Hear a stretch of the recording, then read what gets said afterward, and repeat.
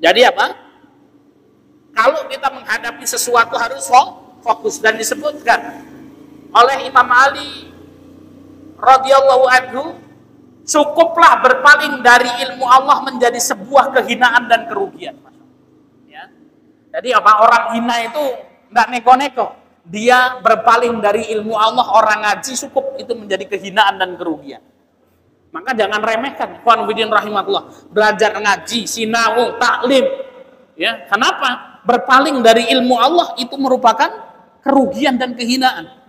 Maka jangan sampai kita menjadi orang-orang yang merugi, jangan sampai kita menjadi orang-orang yang hina. Sempatkan waktu untuk belajar, untuk ngaji, walaupun seminggu sekali. Tidak mampu seminggu sekali, sebulan sekali sambil istighfar banyak-banyak kan gitu. Ya. Kalau nggak sebulan sekali, setahun sekali, fakabbir alaihi arba'an di wafatihi kan. Ya. Nah, ini ikhwan fillah rahimah. Penuntut ilmu harus sanggup menanggung derita dan lelah serta hina dalam menuntut ilmu. Nah, ini. Jadi para ulama itu mengatakan apa? Barokah ilmu kita ini sebanding dengan susahnya kita dalam menuntut ilmu. Semakin susah kita dalam menuntut ilmu, semakin besar barokah yang akan kita dapatkan. Semakin mudah kita menuntut ilmu sambil berleha-leha, maka kemudian apa? Barokahnya juga akan sedikit. Contoh, ikhwan fillah rahimahullah. Disebutkan dalam athar para ulama, Imam Ahmad bin Hanbal, kalau mau mencari hadis itu harus bersafar 1 bulan. Berhari-hari, berbulan-bulan untuk mendapatkan 1 hadis. Coba bayangkan, safar, ya berbulan-bulan, ya ngelewatin padang pasir, denger ya di tempat sana itu ada orang yang punya hadisnya Rasul Shallallahu Alaihi Wasallam. Karena apa? Dengan kesusahan ini, ketika nemu hadis bagaimana? Bersyukur banget ini. Masya Allah ada hadis ini, Masya Allah luar biasa. Dihafal, dijaga, diamalkan, didakwahkan, kan barokahnya ada.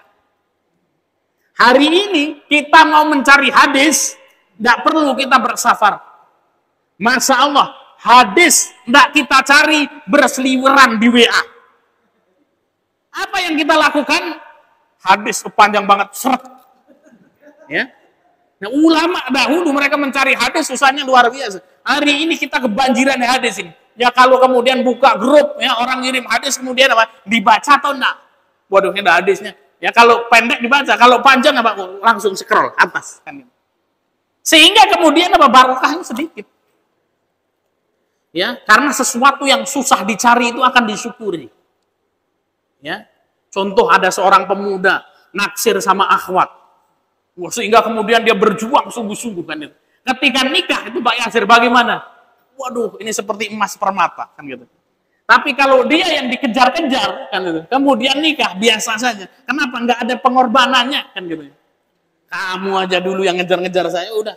Ya, kalau kamu mau cinta sama saya lanjut, kalau nggak saya cari lagi kan gitu. Ya, kenapa tidak ada istimewanya? Ya, begitu juga dengan ilmu, semakin susah kita menuntut ilmu, maka kita akan menghargai ilmu itu. Sebenarnya ilmu itu akan barokah kalau kita menghargai ilmu itu. Ya, kita dapat ilmu, Masya Allah susah. Ya. Dulu kita belajar kitab matan-matan itu, saya ingat itu, ya pengen ketemu dengan Syekh ya Soleh Muhammad Babahar. Beliau tinggal di kota Sayun, kita belajar kitab Tauhid ketika itu. Ya, kita dengar beliau itu punya sanad. Masya Allah. Ya, kita dapat jatah itu qobla duhur. Dari masjid itu kita jalan kaki selama 4 bulan. Datang ke tempat beliau, ya beliau ngantor di masjidnya, di Masjid Samih namanya, kemudian kita belajar. Ya, ketika ketemu sama beliau itu luar biasa, Masya Allah. Di Yaman ada namanya kota Ma'rib, ada namanya Syekh Abdul Hasan As-Sulaimani. Ahlul hadis yang sangat luar biasa. Kita tinggalnya di Mukalla. Kalau waktu libur tiba, kita pingin talaki sama beliau. Maka kita melakukan safar dari kota Mukalla ke kota Ma'rib. Itu perjalanan 8 jam. Naik bus. Kita sore berangkat. Ya pagi itu baru sampai Mahathah terminal. Kemudian kita masih masuk lagi. Dijemput sama kawan yang tinggal di sana pakai ojek. Ya pakai motor-motor itu, kita masuk ke sana.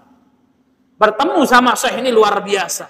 kita manfaatkan betul. Pokoknya setiap ya mau talaki, beliau belum hadir, kita sudah siap-siap, kita sudah bawa bukunya. Kenapa? Karena ada kesusahan di situ.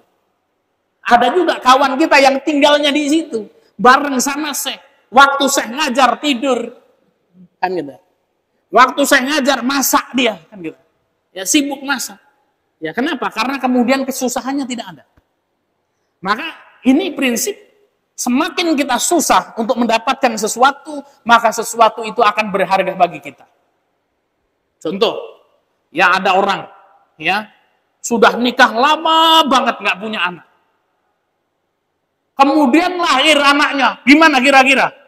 Seneng nggak? Wah seneng luar biasa. Ya, Masya Allah kan. Anaknya oke, ya biasa wae. Ya ini ada Ustaz Abdurrahman yang bujuk kan gitu, bukan. Tapi kalau Ustaz Abdurrahman, insya Allah anaknya banyak tetap gemati sama anaknya kan gitu. Ya. Nah itu kan gitu ya. Udah biasa aja kan gitu. Ya. Tadi yang nunggu-nunggu itu sudah program ya macam-macam program ya dilakukan. Kemudian hamil. Ya ketika lihat positif itu masa, wah senengnya luar biasa, syukuran Pak. Ini kalau yang anaknya banyak positif, lah kok ya positif meneh. Ya, dikabari bojone melahirkan jebral meneh lanang apa wedok kan gitu ya. Maka ya sesuatu yang kemudian susah itu masalah ya. Nah, ini ikhwan fillah rahimah.